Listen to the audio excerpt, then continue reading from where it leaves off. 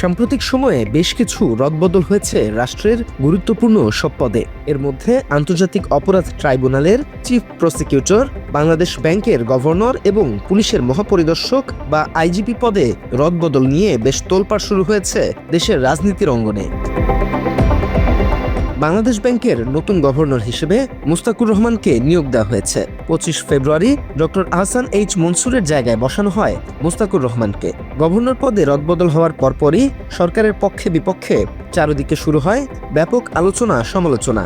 বিশেষ করে অনেকেই বলছেন, বর্তমান সরকার মবতন্ত্রের বিরুদ্ধে অবস্থান নিলেও এক ধরনের মব করেই পদ থেকে সরিয়ে দেওয়া হয়েছে আহসান মনসুরকে। বিষয়টি নিয়ে সামাজিক যোগাযোগ মাধ্যম ফেসবুকে একটি পোস্ট দিয়েছেন জনপ্রিয় লেখক ও অনলাইন অ্যাক্টিভিস্ট পিনাকি ভট্টাচার্য। এতে বিদায়ী গভর্নরের একটি ভিডিও জুড়ে দিয়ে তাকে সরিয়ে দেওয়ার সমালোচনা করেন পিনাকি। তিনিও পোস্টে দাবি করেন, এক ধরনের জোর খাটিয়ে সরিয়ে দেওয়া হয়েছে মনসুরকে। আমরা এককভাবে গভর্নর এটাকে ভেঙে দিয়েছে, এককভাবে গভর্নর এই ব্যাংকগুলোকে ধ্বংস করে দিয়েছে। What did I do? আমি তো ব্যাংককে উদ্ধার করছি, এখনো চেষ্টা করে যাচ্ছি এই ব্যাংকগুলোকে ইনশাল্লাহ আমরা শক্তিশালী একটা অবস্থানে নিয়ে যাব। কিন্তু এই কুচক্রী মহল এরা চাচ্ছে এটা ব্যর্থ হোক, এরা চাচ্ছে এটা ব্যর্থ হয়ে গেলে আবার পূর্বের মালিকদের কাছে এই ব্যাংকগুলোকে ফেরত দিতে পারবে এবং তারা লুট করবে এবং সরকারের টাকাটাও তারা সুন্দরভাবে তারা পকেটে পেয়ে যাবে। অন্যদিকে আন্তর্জাতিক অপরাধ ট্রাইব্যুনালের চিফ প্রসিকিউটরের পদ থেকে মোহাম্মদ তাজুল ইসলামকে সরিয়ে দেওয়া হয়েছে। তার জায়গায় নতুন চিফ প্রসিকিউটর হিসেবে আইনজীবী মোহাম্মদ আমিনুল ইসলামকে নিয়োগ দেওয়া হয়। এই নিয়োগের পরই দেশজুড়ে তীব্র আলোচনা সমালোচনা শুরু হয়েছে।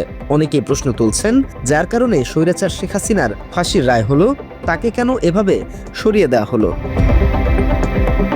বিষয়টি নিয়ে এক আলোচনায় প্রশ্ন তুলেছেন সাংবাদিক মোস্তফা ফিরোজও। তিনি বলেছেন, তাজুল ইসলামকে সরিয়ে দেয়া ইঙ্গিতপূর্ণ। তার যে মামলাটা পরিচালনা করলেন সরকারের পক্ষ থেকে চিফ প্রসিকিউটর আন্তর্জাতিক ট্রাইব্যুনালের পক্ষ থেকে, সেই প্রসিকিউটরকে সরিয়ে দিলেন। এটা ইঙ্গিতপূর্ণ। ভাবটা এরকম যে এইটা সরানোর মধ্য দিয়ে তারেক রহমানের সরকার যেন পছন্দ করেননি যে শেখ হাসিনার বিরুদ্ধে কেন এত বড় মৃত্যুদণ্ড দেওয়া হলো। তাজুল ইসলামকে সরিয়ে দেয়ায় উচ্ছ্বসিত ছিল ভারতের গণমাধ্যমও। দেশটির একাধিক মিডিয়া তাজুল ইসলামকে সরিয়ে দেয়া নিয়ে ইঙ্গিতপূর্ণ সংবাদ প্রচার করে। এর মধ্যে কলকাতার আনন্দবাজার পত্রিকায় শিরোনাম দেওয়া হয়, হাসিনার মৃত্যুদণ্ডের জন্য ট্রাইব্যুনালে সেই চিফ প্রসিকিউটরকে সরিয়ে দিলেন তারেক। একইভাবে সংবাদে পত্রিকাটি আরও উল্লেখ করে, বাংলাদেশের এই আন্তর্জাতিক অপরাধ ট্রাইব্যুনালই প্রাক্তন প্রধানমন্ত্রী শেখ হাসিনার বিরুদ্ধে মামলাগুলির বিচারের দায়িত্বে ছিল। তারাই হাসিনাকে মৃত্যুদণ্ড দিয়েছে। এ সময় তারা আরও যোগ করে, 1971 সালের মুক্তিযুদ্ধে মানবতার বিরুদ্ধে অপরাধের সাথে যুক্ত ছিলেন যে সমস্ত জামায়াত নেতা, তাদের পক্ষে মামলা লড়েছিলেন এই তাজুল। তাদের পক্ষে আদালতে তিনি সওয়াল করেছেন। আবার তার সূচনা বক্তব্যের মাধ্যমেই আন্তর্জাতিক অপরাধ ট্রাইব্যুনালে হাসিনার বিরুদ্ধে মামলার আনুষ্ঠানিক বিচার শুরু হয়। তবে চারিদিকে এত আলোচনা সমালোচনা চললেও নতুন চিফ প্রসিকিউটর আমিনুল ইসলামকে স্বাগত জানিয়েছেন তাজুল ইসলাম। তার প্রতি আমার শুভেচ্ছা থাকবে, তিনি যাতে আমাদের যে রেখে যাওয়া যে অসমাপ্ত দায়িত্ব সেটা পালনে তিনি সফল হন। বাংলাদেশের যে গণমানুষ যারা জুলাই আগস্টে রক্ত দিয়েছিলেন, জীবন দিয়েছিলেন, অঙ্গহানির শিকার হয়েছিলেন, তাদের যে চলমান বিচার প্রক্রিয়া আছে, আমি আশা করি নতুন চিফ প্রসিকিউটরের নেতৃত্বে এই ট্রাইব্যুনালে সেই বিচার প্রক্রিয়া অব্যাহতভাবে সুন্দরভাবে পরিচালিত হবে। একই সাথে গত 15 বছরের যে গুম এবং খুনের যে বিচারগুলো এখানে চলমান আছে, সেগুলোর বিচার ভালো মতো এখানে চলমান থাকবে। এরই মাঝে বিদায়ের দিনে তাজুল ইসলামের বিরুদ্ধে দুর্নীতি ও অনিয়মের অভিযোগ করেছেন ট্রাইব্যুনালের প্রসিকিউটর BM সুলতান মাহমুদ। তবে তার অভিযোগ ভিত্তিহীন বলেই পরবর্তীতে দাবি করেছেন তাজুল ইসলাম। মাত্র 30% টাকায় জমির মালিক হয়ে নতুন বাংলাদেশের গড়ে তোলার স্বপ্ন দেখা বাংলা বসতি। এদিকে পুলিশের নতুন আইজিপি হিসেবে নিয়োগ পেয়েছেন আলী হোসেন ফকির। আর্মড পুলিশ ব্যাটালিয়নের অতিরিক্ত মহাপরিদর্শক পদ থেকে পদোন্নতি দিয়ে তাকে আইজিপি করা হয়। বাহারুল আলমের জায়গায় এই দায়িত্ব দেওয়া হয় তাকে। এর আগে দায়িত্বে থাকা বাহাউদ্দিনের সমালোচনা করেছেন অনেকেই। অভিযোগ রয়েছে, আওয়ামী প্রীতি থাকার কারণে অনেক সময় সঠিক পদক্ষেপ নিতে পারেননি বিদায়ী আইজিপি। এই অবস্থায় নতুন দায়িত্ব পাওয়ার পর অনেকেই প্রশংসা করেছেন আলী হোসেন ফকিরের। এ নিয়ে ফেসবুকে একটি পোস্ট দিয়েছেন সাংবাদিক ও অনলাইন অ্যাক্টিভিস্ট ইলিয়াস হোসাইন। ওই পোস্টে নতুন দায়িত্ব পাওয়ায় আলী হোসেনকে অভিনন্দন জানিয়েছেন জনপ্রিয় এই সাংবাদিক। এসবের মাঝেই নতুন করে বিতর্ক শুরু হয়েছে চিহ্নিত আওয়ামী অপরাধীরা একের পর এক জামিন পাওয়ায়। সম্প্রতি নারায়ণগঞ্জ সিটি কর্পোরেশনের সাবেক মেয়র সেলিনা হায়াৎ আইভীকে 6 মাসের অন্তর্বর্তীকালীন জামিন দেওয়া হয়েছে। একইভাবে আওয়ামী লীগের সাবেক এমপি ও মাদক ব্যবসার সাথে জড়িত আব্দুর রহমান বদিকেও দেওয়া হয়েছে জামিন।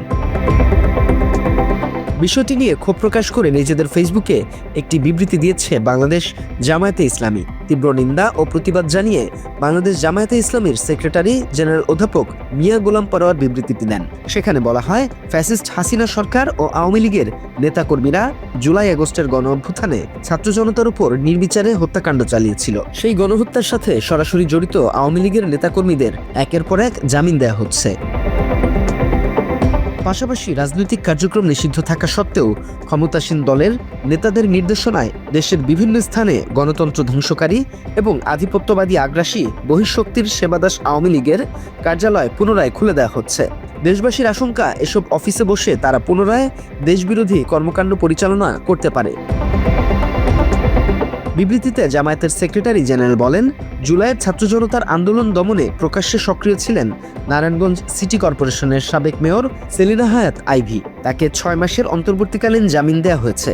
একই দিনে আওয়ামী লীগের সাবেক এমপি ও মাদক ব্যবসার সাথে জড়িত আব্দুর রহমান বদিকে জামিন দেওয়া হয়। এছাড়া দেশের বিভিন্ন জেলায় পতিত ফ্যাসিবাদের দোসরদের ব্যাপক হারে জামিন প্রদান করা হচ্ছে।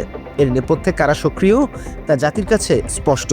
অবিলম্বে গণহত্যার বিচার নিশ্চিত করতে হবে, অন্যথায় বিচার বহির্ভূত হত্যাকাণ্ডে জড়িতরা জামিনে মুক্ত হয়ে পুনরায় সহিংসতায় জড়িয়ে পড়তে পারে, যার দায়ভার সরকারকেই বহন করতে হবে বলে উল্লেখ করা হয় বিবৃতিতে।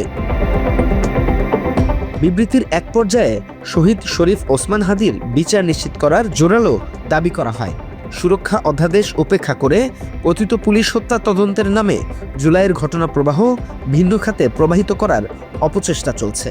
এই অবস্থায় চিহ্নিত আওয়ামী সন্ত্রাসীদের জামিন বাতিল করে দ্রুত বিচারের আওতায় না আনলে রাজপথে আন্দোলনের হুঁশিয়ারি দিয়েছে Jamaat e Islami. Desk report, Bangla addition.